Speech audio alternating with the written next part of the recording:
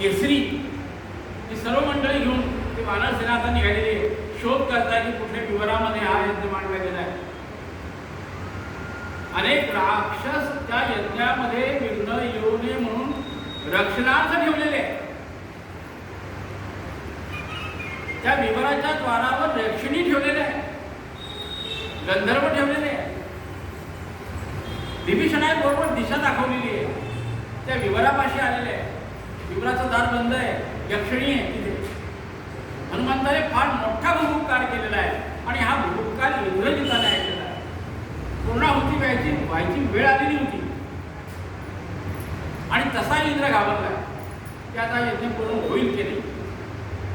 यक्षिणींना त्यांना वध करून त्यांना वश करून हनुमंताने ते विवराचं दार उघडलेलं आहे.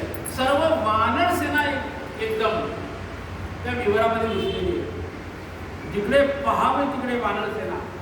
इंद्रजिताला कळत नव्हतं नेमकं करायचं काय. त्या यज्ञातून एक रथ निघालेला आहे. जसा हा रथ वर आला तसा हनुमंताने त्यावर मुष्टी प्रहार केला आहे आणि तो रथ तीव्र करून टाकला. आणि सर्व वानर सेना या सर्व सैनिकांशी भिडलेली आहे. घनघोर युद्ध सुरू झालेलं आहे. सुग्रीवाने त्याला लढवलेलं आहे. अंगद इंद्रजिताला मारतोय. हनुमंत धावून जातोय. लक्ष्मणाशी भयंकर युद्ध झालं आहे. लक्ष्मणाने देखील अनेक प्रकारचे वरद बाण सोडलेले आहेत आणि तो जर्जर झाला आहे. आणि शेवटी प्रभूच्या कृपेने